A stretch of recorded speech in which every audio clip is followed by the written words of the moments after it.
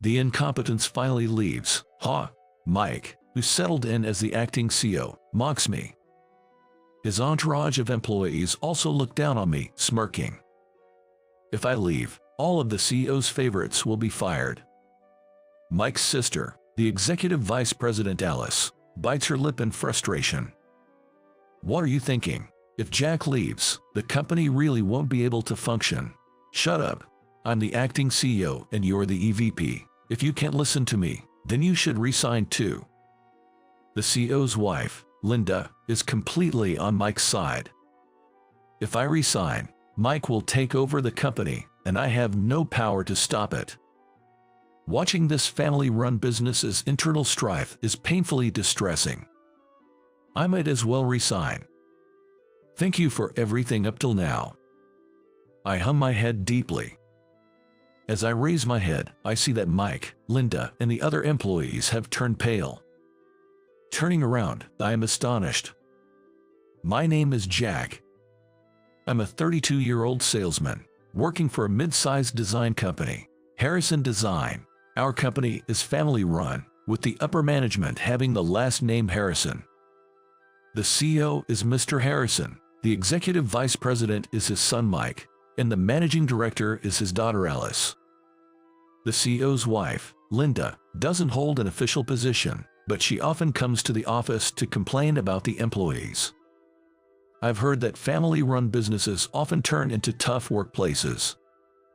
Indeed, Linda, who wanders around the office without doing any work, can be annoying at times. However, as long as I ignore Linda's complaints, it's a pretty good place to work. The primary reason is that Mr. Harrison, the CEO, is a very respectable person. He never throws his CEO status around and always considers the employees' opinions. That's why our company has a good atmosphere. The employees work comfortably without harboring any grievances.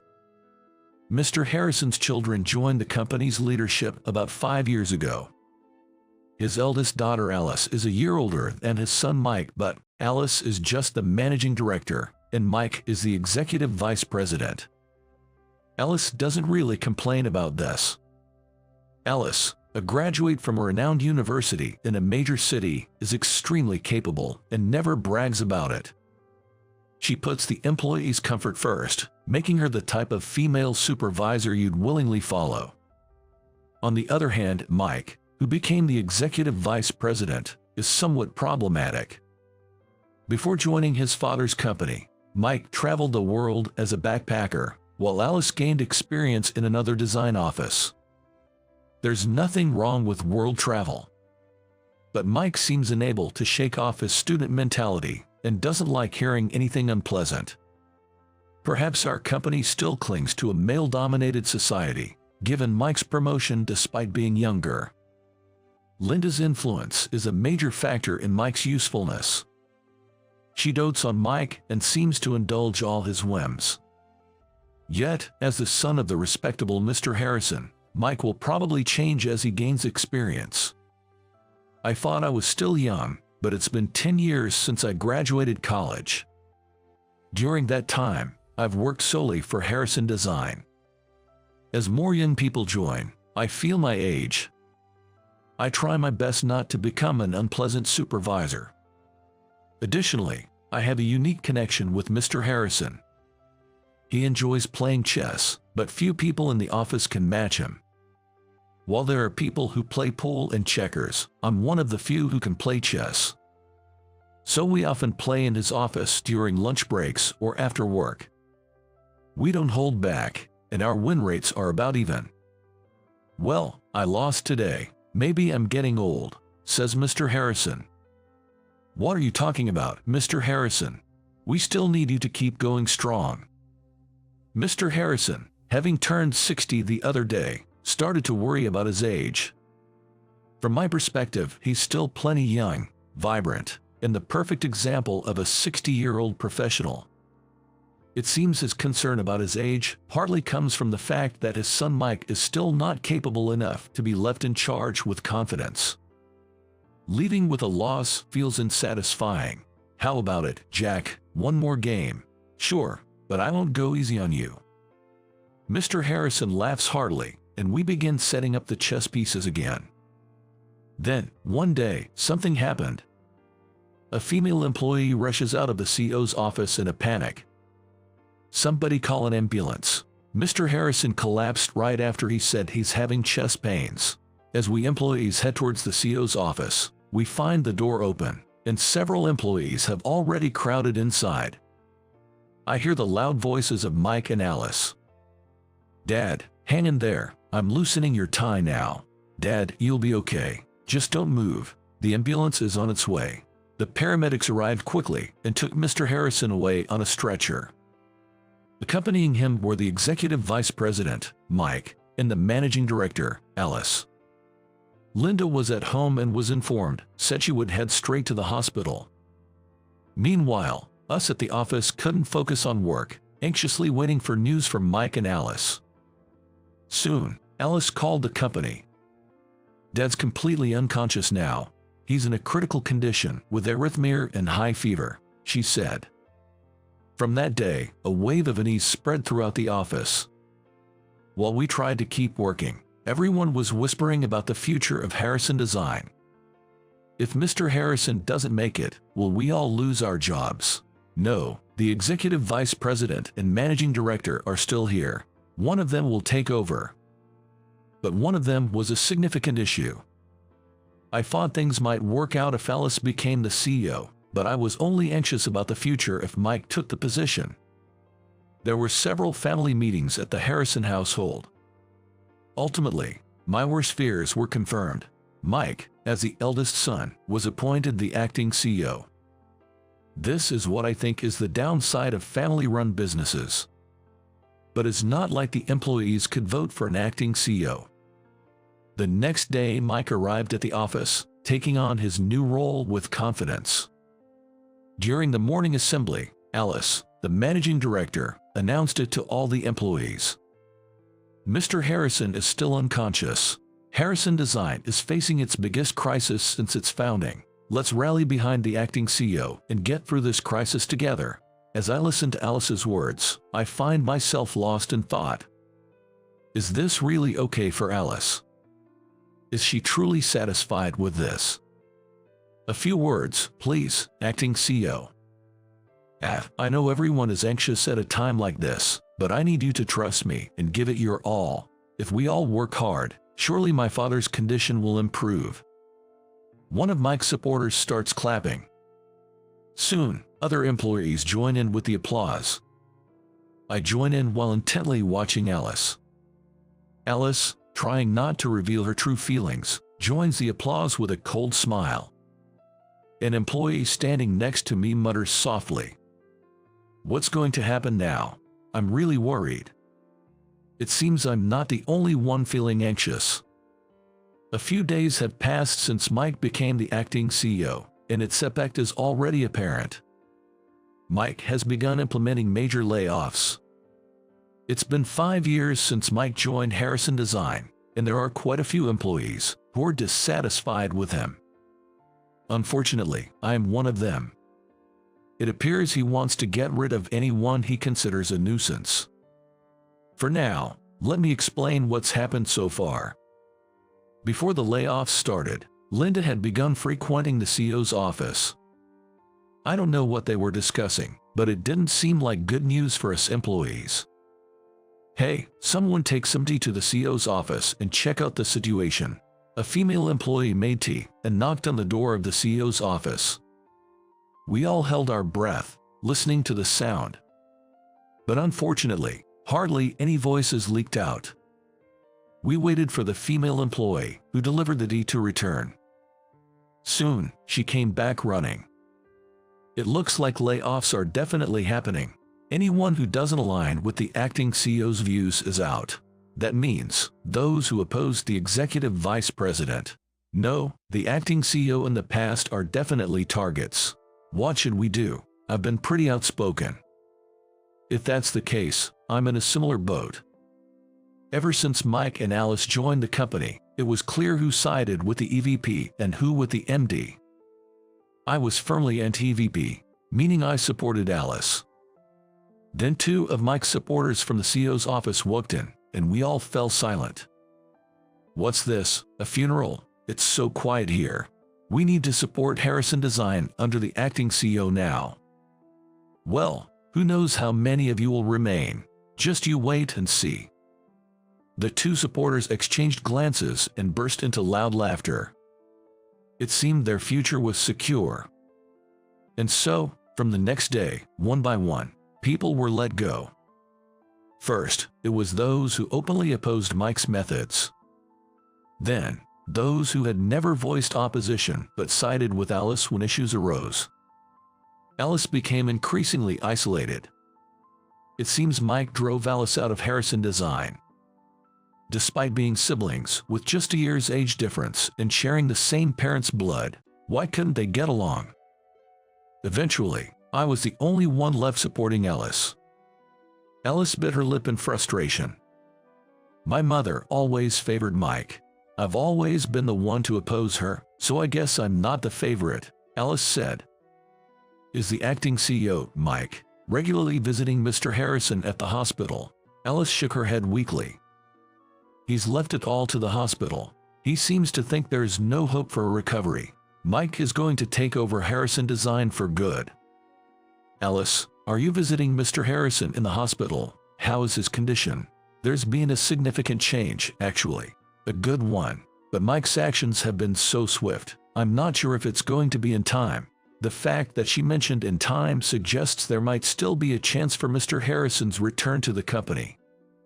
I felt a glimmer of hope in the darkness. "Alice, next time you visit Mr. Harrison, please take me with you. I might not be able to make much difference, but I want to help in any way I can for his recovery." "Thank you. I haven't been to visit in the last few days. Let's go right after work today." Just then, one of Mike's supporters approached and directed me to the CEO's office. Alice's face tensed up. It looked like my time had come to be let go. I bowed deeply to Alice. "It's finally time. It's hard to leave you behind, but I guess I have to face him now," I said. "I'm coming with you. I can't stand this outrage," Alice declared. We both entered the CEO's office. Mike sat in a high-back luxury chair, one of his supporters standing to his right, and Linda, looking pleased, stood further to the side. The supporter who had led me in quickly positioned himself to Mike's left.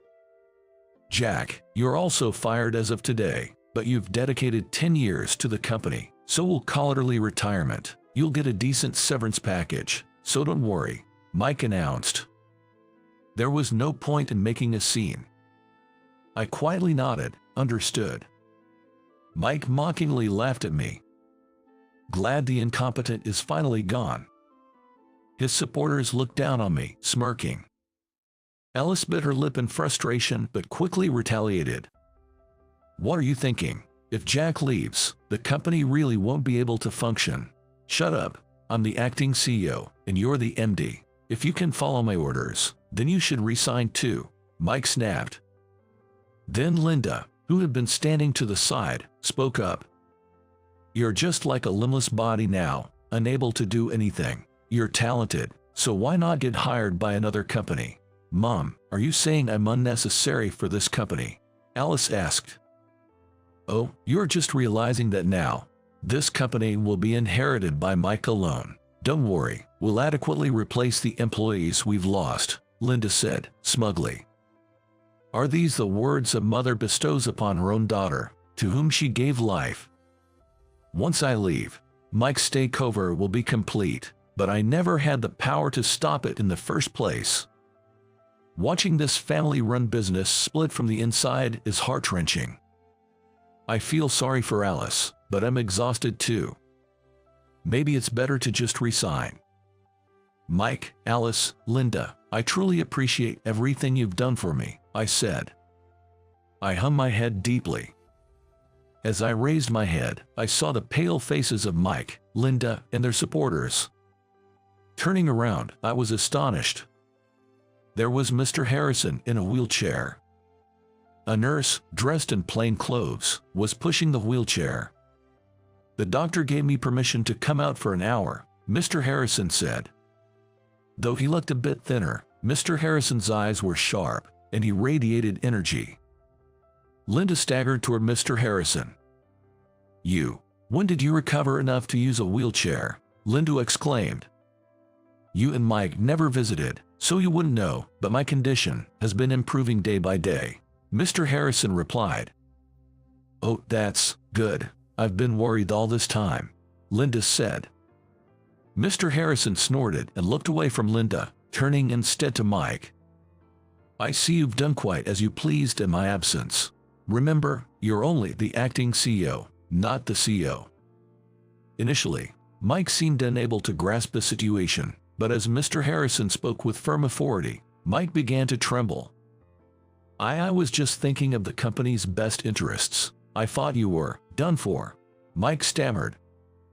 "You underestimated me. I'm not one to be incapacitated by something like this. My pulse has stabilized, and my fever has gone down," Mr. Harrison asserted. "That's great. I've been so worried," Mike replied, trying to sound sincere.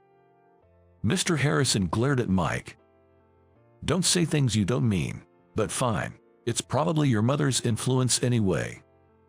"It's a misunderstanding, dear. I would never put such ideas in Mike's head," Linda protested. "I've known you long enough to know better. Anyway, Alice, I'm feeling a bit tired. Could you call an assisted taxi to take me back to the hospital?" Mr. Harrison requested. "Of course, Dad. I'll have you give orders from your hospital room. I'll be your hands and feet," Alice responded. Thanks to the incredible commotion, my early retirement was called off. Mr. Harrison's recovery has been remarkable. He's been working hard on rehabilitation to rebuild the muscles that weakened during his hospital stay. Gradually, he started to walk on his own again. I began visiting the hospital room daily with Alice, and each time we saw him, he seemed more energetic. However, it looked like a full recovery would still take some more time. So, Alice brought a computer into Mr. Harrison's hospital room to make it easier for him to work. With Alice's assistance, and me helping her, he could manage his CEO duties for telework from the hospital room.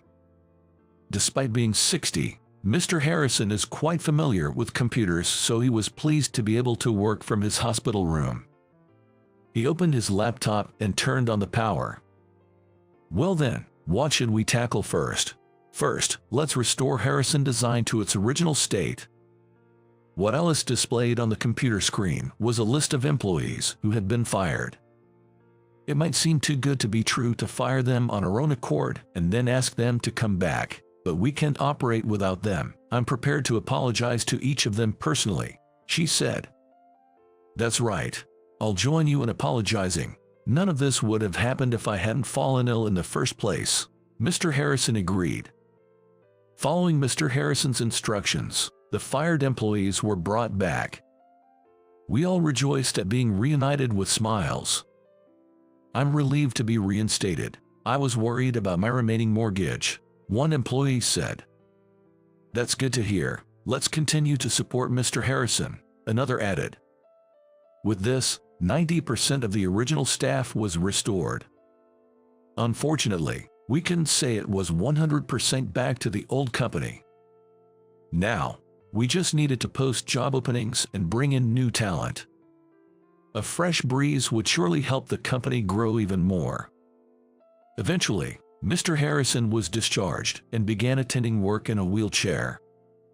Getting sick is no joke. If you let your guard down, your son might just take over the company, he joked. "That's right, Dad. We still need you to be strong," Alice agreed. Mr. Harrison and Alice had a genuinely good relationship, full of mutual trust. Unbeknownst to us, the Harrison family had split into two factions, Mr. Harrison and Alice, and Linda and Mike, sadly opposing each other. Linda must have loved Mr. Harrison to have married him.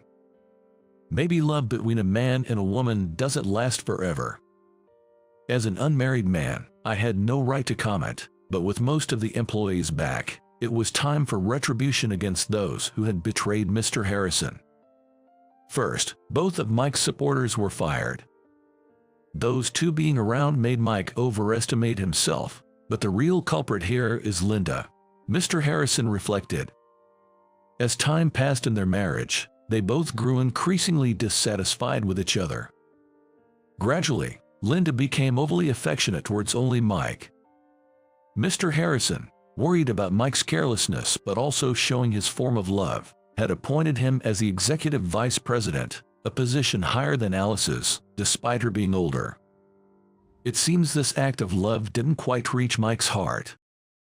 Other employees who sided with Mike were only given severe warnings.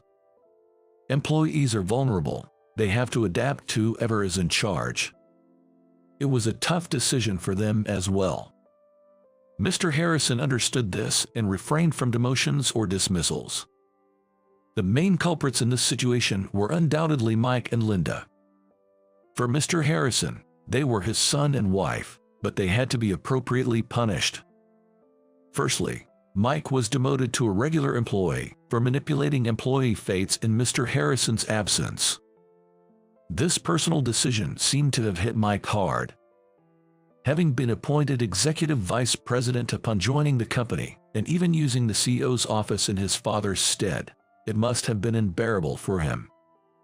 Ashamed of being a regular employee, Mike started coming to the office less frequently. For us in management positions, it was actually convenient not to have him around, as it was unclear how to direct him. However, his frequent absences became a concern, so I asked Alice about his home situation. Alice lived alone, but Mike had always lived with their parents.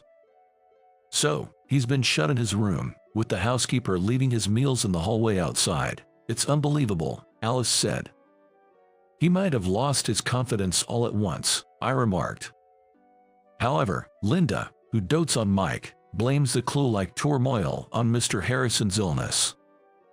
Their marital relationship seemed irreparably damaged. Both Mr. Harrison and Linda, deeply caring for their children, were living together for their sake, even though it was a struggle. Mr. Harrison decided to punish Linda as well, banning her from entering the company. When Linda complained, Mr. Harrison showed her photos and documents gathered by a detective agency. "You've been having an affair all this time. Did you think I knew nothing about it?" he confronted her. The reason Linda frequently visited Harrison Design was because her lover was there. Her lover was a young employee in his 30s, to whom Linda had been generously giving a lot of money. Since Mike became acting CEO, there had even been talks of promoting this man to a managerial position as a special favor. "I had feelings for you after all these years together, but with this incident, even that's gone. The money you squandered was earned through my hard work," Mr. Harrison lamented. Linda desperately made excuses, but Mr. Harrison was not willing to listen. As the CEO's wife, her attempts to privatize the company were a serious offense. Mr. Harrison and Linda ended up getting a late-life divorce. However, Linda's lover quickly submitted his resignation and returned to his hometown. Mike, who adored Linda, vehemently opposed the divorce. "It's unfair to Mom. How is she supposed to live if they divorce now? She should just work or do something. It's normal to work to live. You should try working for a change," Mr. Harrison responded. Eventually, Mr. Harrison fired Mike, who showed no inclination to work at all. Thus, Mike and Linda were both ousted from the house. Normally, a young and able son like Mike would work and support Linda. However, Mike just won't seem to get a job. Having been pampered as the executive vice president and acting CEO, it seems his pride won't allow him to work under someone else. As a result, their finances dwindled. Mother and son, with nowhere else to go, reluctantly returned to Linda's family home in the countryside. However, the house had passed on to Linda's brother and his wife. Knowing their plight, they couldn't turn them away. They were given a small room and lived there in constrained circumstances. As for those of us who remained at Harrison Design, Mr. Harrison fully recovered and no longer needed a wheelchair. Though he used a cane just to be safe, but he walked firmly on his own feet. With the CEO's full return, the company regained its normalcy. I was promoted to head of the sales department in the next personal change. The responsibility was greater, but Mr. Harrison trusted me. In the support of my subordinates, I found my work fulfilling. Ellis became the executive vice president, serving as an excellent confidant and advisor to Mr. Harrison. I should have appointed Alice as the executive vice president from the beginning. Then, this clue-like incident would never have happened. Mr. Harrison said, "I understand you wanted to give Mike a chance, Dad, but it's good we realized early on that he wasn't capable," replied Alice. "They say the more troublesome a child is, the dearer they are. Mike was a perfect example of that." Mr. Harrison deeply regretted appointing Mike, who lacked ability, to the executive vice president position out of paternal affection. Thus, Harrison Design managed to recover from a significant crisis. The company's performance improved, and employee wages increased. We, the employees, are now more motivated than ever to rally under Mr. Harrison's leadership and build up the company. That day, during lunch break, I was Mr. Harrison's chess partner in his office. Just like before the hospital incident, our skills evenly matched, leading to wins and losses for both of us. Mr. Harrison seems to enjoy this aspect of the game. Like in business golf, it's no fun if you go easy on me. That's true. I completely understand. Mr. Harrison became silent for a while. Just when I thought he was focusing on the chessboard, he said something unexpected. "Jack, aren't you going to get married? You're at a good age for it." I'm a bit embarrassed to say, but I've been so caught up in work that I haven't had a girlfriend. But you're right, I should start thinking about that aspect of my life. I might not have much credibility in giving marriage advice, considering how mine turned out, but maybe it's time you thought about settling down. Maybe I should start attending mixers then. Just then, Alice entered the room with a knock. "Oh, playing chess again. You two always get along so well." "The only one who plays with me is Jack." Alice casually took a seat next to me, watching our match with interest. "Jack, teach me chess too. I want to study and beat Dad someday." "That's a great idea. Playing against me all the time must be boring for Mr. Harrison." Mr. Harrison looked back and forth between me and Alice, grinning. "How about it? Shall the three of us go out for sushi tonight?" "That sounds lovely. Jack, are you free?" "I don't mind at all. I'd be happy to join." Lately, it seems we're spending more time together like this. For me, it's the most comfortable and pleasant relationship. I was just telling Jack it's about time he thought about getting married. "Alice, the same goes for you. Don't stay single forever. I want to see my grandchildren." "Well, I do feel a bit rushed thinking about childbirth, but I don't have anyone in mind. Maybe I should go to mixers." Alice saying the same thing made me laugh. I was just saying the same thing. "Alice, shall we go to a mixer together next time?" "Oh, that would be nice. Make sure there are some handsome guys. Maybe it would be quicker if you two got married." Alice and I exchanged glances and laughed. I'd be lying if I said I hadn't thought about her in that way. But I felt I still lacked the credentials to ask her out. Looking at Alice beside me, she seemed to blush with embarrassment. I vaguely thought about asking her out for drinks, just the two of us,